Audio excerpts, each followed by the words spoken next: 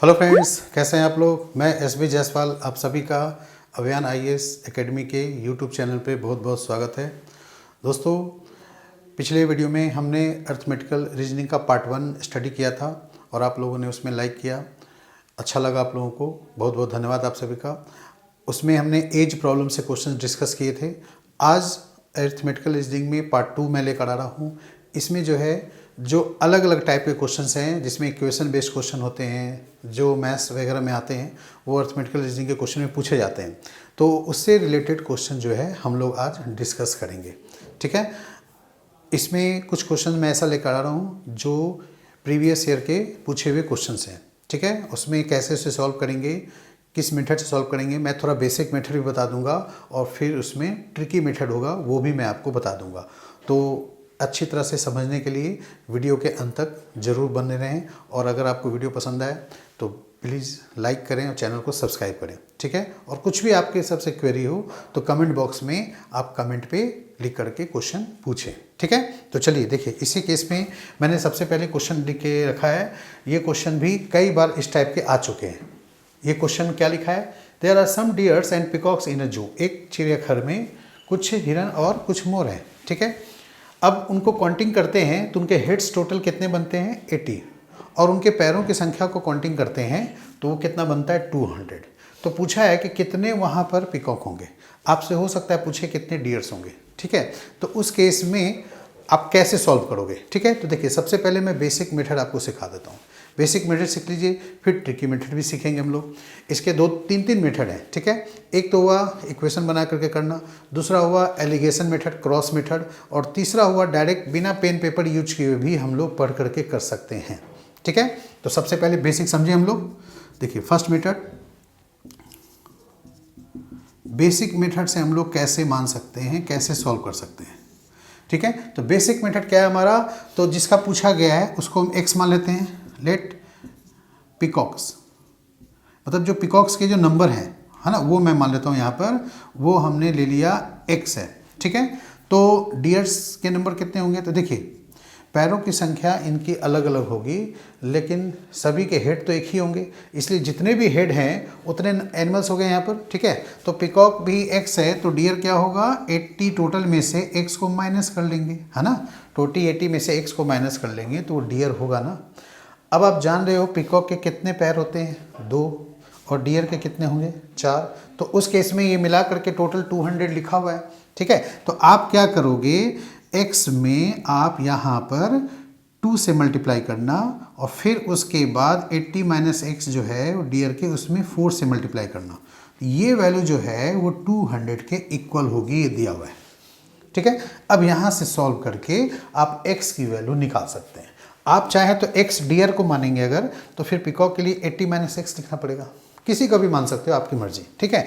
अब यहाँ सॉल्व करें तो कितना आएगा, ये 2x हो गया, फिर इसके बाद ये हो गया 320, फिर हो गया 4x और ये हो गया 200, ठीक है। अब यहाँ पर 4x और 2x का डिफरेंस यहाँ -2x आएगा, वो उधर जाएगा तो -2x प्लस 2x में बदल जाएगा, तो 2x मैं लिख लेता हूँ केवल, ठीक है। और 320 200 का जो डिफरेंस है वो यहाँ पर कितना आएगा 120 होगा, ठीक है। तो x की वैल्यू यहाँ पर कितना हुआ 120/2 यानी 60, ठीक है। तो यहाँ पर पिकॉक के जो नंबर आएंगे वो 60 आंसर होंगे, ठीक है। ये ऑप्शन हमारा होगा।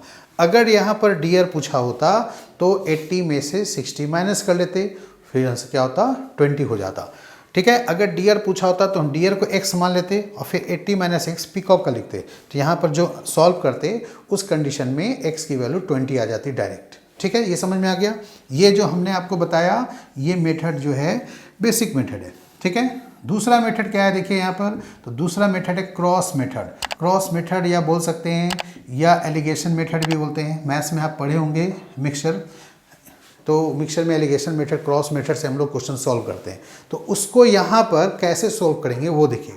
इसमें आपको क्या करना है जो 80 हेड है, आप मान लीजिए कि टोटल अगर 80 पिकॉक होते तो उनके पैर कितने होते, तो 2 पैर के हिसाब से 80 × 2 160। 80 अगर मोर हैं तो उनके 2 पैर के हिसाब से टोटल पैर कितने होंगे, तो 80 में 2 से गुना करेंगे 160 आएगा। अगर 80 टोटल डियर हो जाएं, हिरन हो जाए, तो इनके 4 पैर होते हैं, तो फिर 80 में 4 से गुना करेंगे तो 320 हो जाएगा।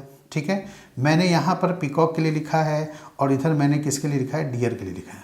ठीक है, ये पीकॉक के नंबर हो गए पैरों की संख्या, और ये पैरों की संख्या मैंने क्यों लिया यहाँ पर, क्योंकि यहाँ 200 पैर ही तो दिया है, तो ये अब 200 बीच में लिखा जाएगा।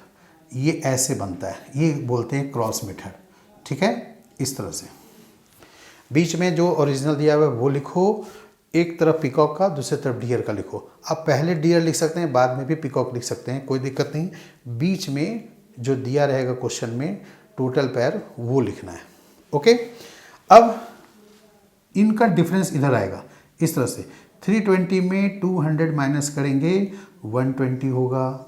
ठीक है, फिर यहाँ पर 200 में 160 माइनस करेंगे, बड़े में से छोटे का माइनस किया जाता है, और जो बीच में लिखा जाता है ना वो एवरेज होता है, इन दोनों के बीच की वैल्यू होती है।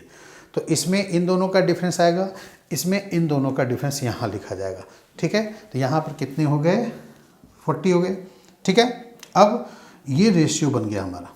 ठीक है, ये रेशियो क्या हुआ, पीकॉक और deer, P for peacock, D for deer, ये इसका रेशियो हमारा क्या बनेगा, 120/40 है। इसको हम सिंपल फॉर्म में कन्वर्ट करेंगे तो 0 0 कैंसिल किया, फिर 3 आ गया, फिर 1 आ गया, ये 3:1 पीकॉक और डियर का रेशियो है। अब एक्चुअल संख्या 80 है। ठीक है, अब उसी में पीकॉक पूछा है, P फॉर पीकॉक, तो आप 3/3 + 1 ऐसे लिख लेता हूँ, और इधर आपका 80 है, ये 80 से डिवाइड करेंगे। ठीक है, सॉल्व कर लेंगे, ये आपका 3/4 हो जाएगा, 4 को 80 से आप डिवाइड करेंगे। ठीक है, 20 होंगे, 20 को 3 से मल्टीप्लाई करेंगे, 60 आंसर आ जाएगा। बात समझ में आ गई। ये एलिगेशन मेथड से भी आप कर सकते हैं। मैं पूरा लिख करके डिटेल से बता रहा हूँ, आपको इतना लिखने की ज़रूरत नहीं है। आप डायरेक्ट यहाँ पर ऐसे लिखेंगे शॉर्ट में, इधर 80 है तो आपने 80 को बस 2 से करना है और एक बार 4 से करना है। ज़्यादातर इसमें क्वेश्चन जो पूछे जाते हैं वो 2 पैर और 4 पैर वाले एनिमल का ही होते हैं। अब ऐसा तो नहीं है कि किसी का 1 पैर होता है या 3 पैर होता है ना, तो वो ज़्यादातर क्वेश्चन में देखा गया है कि 2 और 4 पैर वाले से क्वेश्चन आते हैं। तो इसलिए हमने 2 पैर का 2 से मल्टीप्लाई किया 80 में, एक बार 4 से, बीच में टोटल लिखा, बस इसका डिफरेंस इतना, इसका डिफरेंस 3:1 है। अब इसका मतलब पीकॉक की संख्या जो है वो डियर से 3 गुने, तो फिर यहाँ 20 अगर होगा डियर तो उसका 3 गुना 60 हुआ ना, तो 20 और 60 मिलाकर 80 हो गए।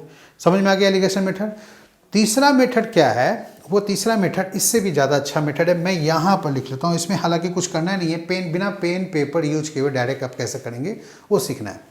आप क्या करना, तीसरा मेथड में आप पहले 80 को जो हमने 2 से यहाँ मल्टीप्लाई किया 160, वो आप मान लेना कि इसके 2 पैर हैं, इसके 4 पैर हैं, तो सबके पहले 2-2 पैर काउंट कर लो।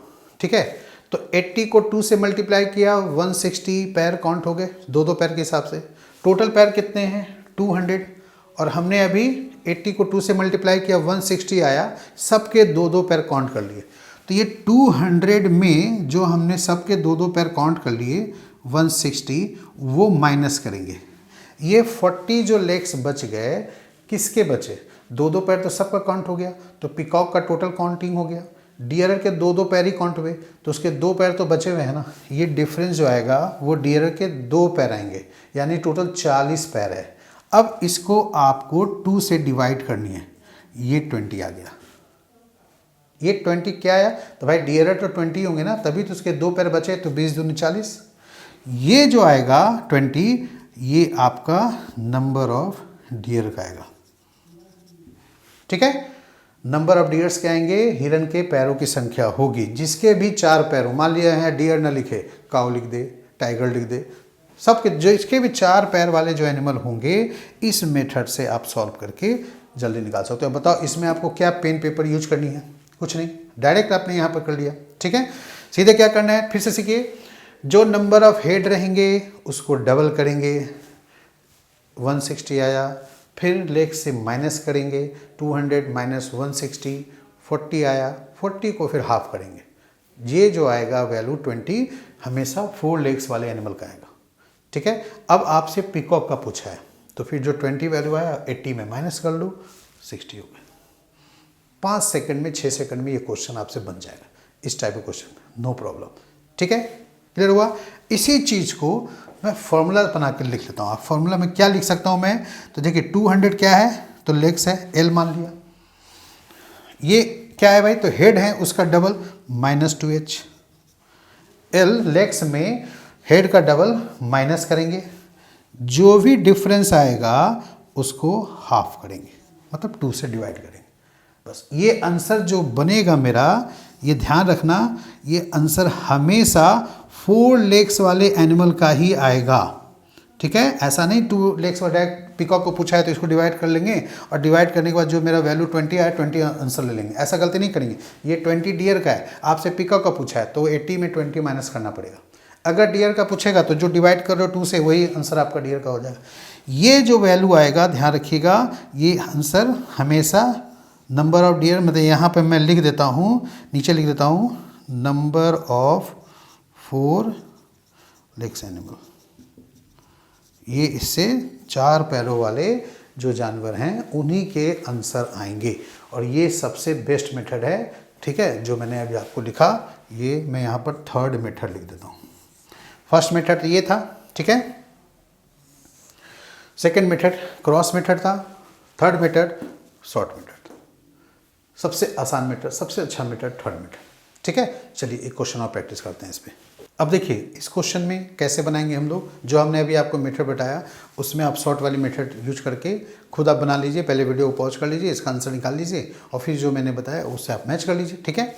तो यहाँ पर देखिए क्या लिखा है कि एक खेत में फॉर्म में कुछ मुर्गियाँ और कुछ गाय हैं, ठीक है। जब उनके हेड को काउंटिंग करते हैं तो हेड कितना होता है भाई, तो 48 होता है, ठीक है। और जब उनके हेड और पैरों की जो सिर और पैर हैं उनका अगर अनुपात निकाला जाए, रेशियो में दिया हुआ है 12:35 दिया है, मतलब ये अनुपात है और एक्चुअल हेड यहाँ पर दिया हुआ है, तो उससे हम एक्चुअल पैर भी निकाल लेंगे। तो फिर आपसे पूछा है कि बताएं नंबर ऑफ काउज कितने होंगे, तो यहाँ पर आप कैसे करोगे, तो देखो सबसे पहले जो रेशियो दिया हुआ है 12:35, इसको एक्चुअल में बदलेंगे। तो ये तो हेड और फिट, ये एच लिखा है, फिट लिखा है एफ के लिए, ठीक है, उसके रेशियो है। तो आप एक्चुअल में कितना है भाई, तो 48, तो इसका कितना है भाई, 4 गुना है ना 48, ठीक है। तो इसका भी 4 गुना करेंगे तो यहाँ 140 होगा कि नहीं, ठीक है। ये टोटल कितना हो गया, 140 जो है वो यहाँ पर पैर है, टोटल पैर हो गए, ठीक है। अब यहाँ पर वो मेथड से अगर हम लोग यूज करें जिसमें हमने आपको बताया था, ठीक है, कि अगर इसमें भी 2 पैर हैं और 4 पैर हैं, आपसे 4 पैर वाले एनिमल का पूछा है, जो हमने थर्ड मेथड लास्ट में बताया था वही मेथड है, जिसमें आप इतना तो ये कर सकते हो। यहीं पर आप देख सकते हो कि इसका ये 4 गुना है तो 35 का भी 4 गुना कितना होगा, तो 140 होगा, तो 140 टोटल पैर हो गए। अब 140 टोटल पैर है तो 48 का क्या करेंगे, हेड है तो उसके 2 पैर काउंट करना है, यानी जो मैंने फॉर्मूला आपको लिखा था वो फॉर्मूला क्या था, अभी शॉर्टकट मेथड बताया था L-2H और फिर डिवाइड बाई 2। ये आंसर से क्या आएगा, 4 लेग्स वाले एनिमल, तो 4 पैर वाले एनिमल काउ हैं, तो यहाँ पर आपसे नंबर ऑफ काउस का ही पूछा है ना, ठीक है, ये काउस ही पूछा है, डायरेक्ट आ जाएगा। तो ये मैं लिख के बता रहा हूँ ताकि फॉर्मूला आपके दिमाग में सेट हो जाए। अब लेग्स यानी फिट कितने हुए, तो ये आपके 140 हैं, हेड का डबल करो 2 × 48 96, तो 140 में ये आप 96 यहाँ पर माइनस करेंगे, तो जो वैल्यू आएगी यहाँ पर वो कितना आएगा, तो 44 आएगा, ठीक है। अब ये 44 है, यहाँ ध्यान रखेंगे ये डिवाइड बाई 2 भी है, तो 44 डिवाइड बाई 2 करेंगे तो उस कंडीशन में हमारे वैल्यू जो बनेंगे वो क्या बनेगा, 22। ये आंसर हमारा हो गया, ठीक है।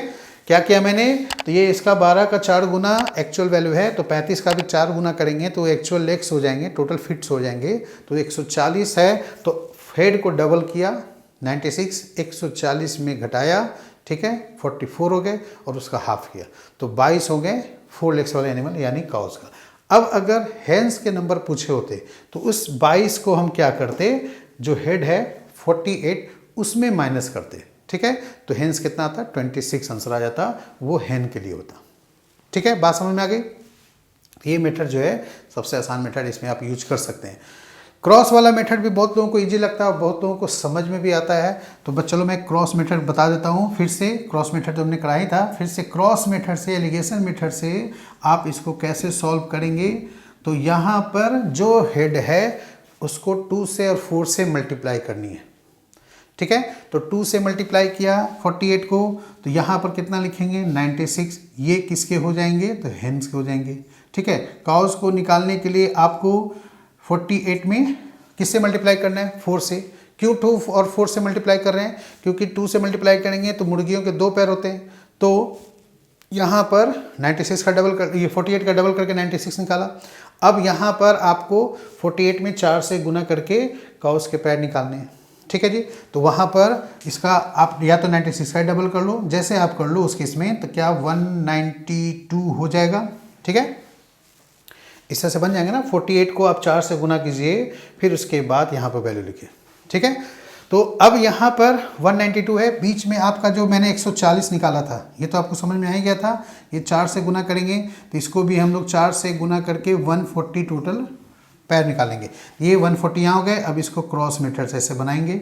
ठीक है, 192 और 140 का यहाँ पर डिफरेंस लिया जाएगा, कितना आएगा 52, और फिर 140 और 96 का डिफरेंस लिया जाएगा, वो कितना आएगा 44। ठीक है, अब इसमें हमें काउस के नंबर्स निकालने हैं, तो ये रेशियो में बनेगा।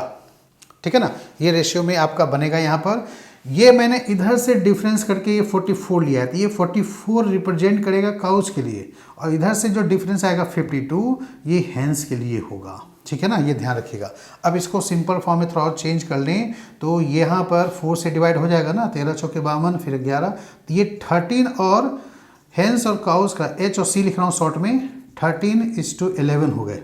ठीक है, अब हमें यहाँ पर काउस के नंबर बताना है, तो इन दोनों का सम करते हैं, 11 से डिवाइड करते हैं ना, तो यहाँ पर काउस के नंबर्स अगर निकालना हो तो फिर क्या करेंगे 11 लिखेंगे, क्योंकि काउस को बताना है। तो 11/11 + 13 24, और फिर मल्टीप्लाई किससे होगा 48 से, ये आपका 22 हो गया। ठीक है, ये काउस के आगे। हेंस का आना होता तो निकालना होता तो यहाँ पर 13 लिखते। ठीक है, तो फिर 13 × 2 बचता, तो क्या बचता 26 आता। तो ये भी मेथड बहुत ज़्यादा लेंथी नहीं है, लेकिन उससे आसान मेथड ये है। ठीक है, इसमें आप जल्दी इस मेथड से निकाल सकते हैं नंबर ऑफ 4 लेग्स एनिमल, ये आपका। ठीक है जी, समझ में आ गया। 2 क्वेश्चन मैंने आपको कराया है, बाकी आप क्वेश्चन इसमें बनाइएगा, प्रैक्टिस कीजिएगा। ये मेथड जो है, ये वाली या क्रॉस वाली, तभी आपको काम आएगी जब क्वेश्चन में हेड्स और लेग्स दोनों दिए रहें, चाहे वो रेशियो में दिए रहें, चाहे एक्चुअल वैल्यू दिए रहें। ठीक है, तभी ये मेथड काम आएगा। ओके, चलिए अब आगे देखते हैं दूसरे टाइप का क्वेश्चन जो एग्जाम में पूछे हुए हैं, वो हम लोग करते हैं। देखिए, अब इस टाइप के क्वेश्चन को कैसे बनाएंगे।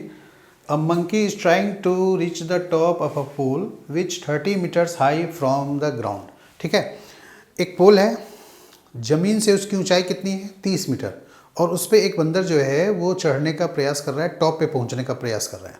ठीक है, लेकिन इस प्रयास में क्या होता है कि जब वो प्रत्येक 4 मीटर चढ़ता है तो 2 मीटर नीचे स्लिप कर जाता है। मतलब जो पोल होगी वो चिकना वाली होगी, जिसमें वो स्लिप भी करता है, ये आपका दिखा हुआ है। तो हर एक 4 मीटर पे वो 2 मीटर स्लिप करता है। मतलब पहले अटेम्प्ट पे वो 4 मीटर चढ़ा तो 2 मीटर नीचे स्लिप कर गया, फिर अगले अटेम्प्ट पे फिर 4 मीटर चढ़ा, फिर 2 मीटर नीचे स्लिप किया, फिर 4 मीटर थर्ड अटेम्प्ट पे जाएगा तो 2 मीटर नीचे स्लिप करेगा। तो इस तरह से वो करते करते वो पोल के टॉप पे पहुँचेगा। तो जब टॉप पे पहुँचेगा तो फिर नीचे स्लिप नहीं करेगा ना, वो टॉप पे खड़ा हो जाएगा। तो ये टॉप तक पहुँचने में उसको कितने अटेम्प्ट लगेंगे, ये आपसे क्वेश्चन पूछा है। ठीक है, तो यहाँ पर देखिए ऑप्शन क्या है, 14 अटेम्प्ट, 15 अटेम्प्ट, 16 अटेम्प्ट, 17 अटेम्प्ट।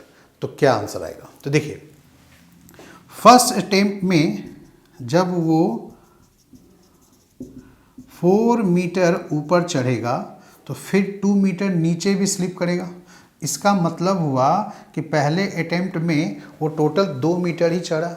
अब इसमें लोग गलती क्या करते हैं, वो देखते हैं कि वो 2 मीटर चढ़ने में एक अटेम्प्ट लगाया, तो फिर 30 मीटर चढ़ने में कितना अटेम्प्ट लगाएगा, तो 15 अटेम्प्ट। फिर आंसर ये ले लेते हैं, जबकि 15 आंसर सही नहीं है, गलत है। ठीक है, तो यहाँ पर करेंगे क्या, आप देखिए फर्स्ट अटेम्प्ट में वो 4 मीटर चढ़ता है ना, तो जब वो 4 मीटर चढ़ जाएगा तो फिर उसके बाद वो नीचे तो स्लिप करेगा नहीं। ठीक है, तो आप क्या करेंगे, टोटल मीटर जितना है उसमें 4 मीटर आप पहले कम कर दीजिए। ठीक है, तो आप 30 मीटर में 4 मीटर आप कम करेंगे तो कितना होगा, 26 मीटर। तो 26 मीटर तक तो वो चढ़ेगा उतरेगा, स्लिप करेगा, फिर चढ़ेगा, फिर स्लिप करेगा, ऐसे ही करता रहेगा। लेकिन लास्ट में जो 4 मीटर उसका बच गया, मतलब 26 मीटर मैंने लिया, तो अगला जो 4 मीटर है वो 4 मीटर से डायरेक्ट टॉप पे पहुंच जाएगा, तो फिर तो नीचे स्लिप नहीं करेगा ना।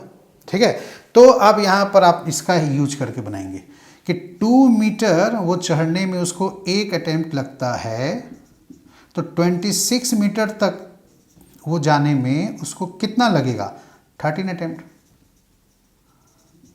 ठीक है, 13 अटेम्प्ट तक वो 26 मीटर जाएगा। अब 4 मीटर बाकी है, तो जब वो नेक्स्ट 4 मीटर जब वो चढ़ेगा 1 अटेम्प्ट और लगेगा, तो वो टॉप पे पहुंचेगा कि नहीं। तो जब आप वो टॉप पे पहुंच गया नेक्स्ट 4 मीटर में, तो फिर वो कैसे स्लिप करेगा, नहीं स्लिप करेगा ना। तो वैसे कंडीशन में जो टोटल हुआ वो 13 पहले लगा 26 मीटर तक, 1 अटेम्प्ट में और वो चढ़ेगा, तो टोटल अटेम्प्ट कितने हो जाएंगे यहाँ पर, 13 + 1 14 अटेम्प्ट। ठीक है, तो 15 नहीं लेना, अगर लोगे तो आंसर रॉन्ग हो जाएगी। आपको 14 अटेम्प्ट में ही वो टॉप पे पहुंच जाएगा, उसके बाद फिर वो क्यों स्लिप करेगा। ठीक है ना, ये चीज़ है यहाँ पर। तो ये 4 मीटर आपको इसमें कम कर देनी है, तब आपको निकालनी है। सपोज डैट मान लेते हैं यहाँ पर 4 मीटर के जगह पर 3 मीटर लिखा होता और फिर वो 2 मीटर स्लिप करता, मतलब 1 अटेम्प्ट में वो 3 मीटर जाता और 2 मीटर स्लिप करता, तो 1 अटेम्प्ट में वो 1 मीटर ही चढ़ता ना। ठीक है, 1 अटेम्प्ट में वो 1 मीटर ही चढ़ता इस कंडीशन में, और यहाँ हर एक 3 मीटर बोला है कि हर एक 3 मीटर चढ़ने के बाद 2 मीटर स्लिप करता है। तो अब आप 30 को क्या करना, 3 से माइनस करना, तो 27 मीटर हो गया। तो 27 मीटर तक वो चढ़ेगा, स्लिप करेगा, फिर चढ़ेगा, स्लिप करेगा। जब लास्ट अटेम्प्ट में वो 3 मीटर ऊपर चढ़ जाएगा, टॉप पे पहुंच जाएगा, तो फिर तो वो स्लिप नहीं करेगा ना। तो वो 1 अटेम्प्ट में 3 मीटर तो चढ़ जाता है और 2 मीटर स्लिप भी करता है, लेकिन जब टॉप पे पहुंच जाएगा तो फिर स्लिप नहीं करेगा। तो इसीलिए आप 3 मीटर कम कर देना 30 में। ठीक है जी, तो 27 मीटर आ गया। अब वो 1 अटेम्प्ट में 1 ही मीटर चढ़ा। ठीक है, तो 27 मीटर तक चढ़ने में 27 अटेम्प्ट तो लग जाएंगे, उसको लगेंगे कि नहीं। तो फिर अब अगला जो है 28वां अटेम्प्ट में वो 3 मीटर ऊपर चढ़ने के बाद नीचे स्लिप नहीं करेगा। ठीक है, वहां पर उस कंडीशन में आंसर जो होंगे वो 28 आंसर आएंगे, 28 अटेम्प्ट में इस वाले क्वेश्चन में, जब 3 मीटर रहेगा तब। ठीक है, तो जितना भी ये दे रहा है वैल्यू ना, उसके हिसाब से ही हम लोग सॉल्व करके आंसर निकालते हैं। तो ये तरीका यही होता है, जो भी लास्ट में चाह रहा है उसको आप माइनस कर दीजिए, तब ठीक रहेगा। अब ये 3 मीटर रहता है और फिर लिखा होता है 1 मीटर वो नीचे स्लिप कर रहा है, तो भाई 3 मीटर चढ़ा, 1 मीटर नीचे स्लिप किया, यानी 1 अटेम्प्ट में 2 ही मीटर चढ़ा। ठीक है, तो फिर आपका यहाँ 2 आता, तो फिर यहाँ पर अब क्या करते, 3 माइनस करते ना, तो 27 तक तब भी तो आप लेते, उसके बाद एक काउंट कर लेते आप। ठीक है, तो डेसिमल में आएगा, फ्रैक्शन में भी आ सकता है, कोई दिक्कत नहीं, आप वहाँ पर यूज कर सकते हैं आप इस केस में। तो आपको बस ये लिखना है कि 1 अटेम्प्ट में 2 मीटर चढ़ेगा, जब ये 3 और ये 1 होता तो उस केस में 1 अटेम्प्ट में 2 मीटर चढ़ता है, तो आप वहाँ पर 27 तक में निकाल लो। ठीक है, 27 तक जो भी निकलेगा लास्ट में 1 अटेम्प्ट ऐड कर देना। तो इस तरह से आप आंसर सॉल्व करके निकाल सकते हैं। ओके, तो उम्मीद करता हूँ कि आपको समझ में आया होगा इस तरह का कंसेप्ट। अगर आपको अच्छा लगे तो प्लीज़ कमेंट करें, है ना, वीडियो को लाइक करें और अपने दोस्तों में शेयर करें, चैनल को सब्सक्राइब करें। ठीक है, और जो भी सजेशन वगैरह देना हो आप कमेंट बॉक्स में दें, या कुछ क्वेश्चन पूछना हो तो आप कमेंट बॉक्स में क्वेश्चन भी टाइप करके आप क्वेरी कर सकते हैं, पूछ सकते हैं, उसका जवाब आपको दे दिया जाएगा। ठीक है, चलिए बहुत बहुत धन्यवाद आपका।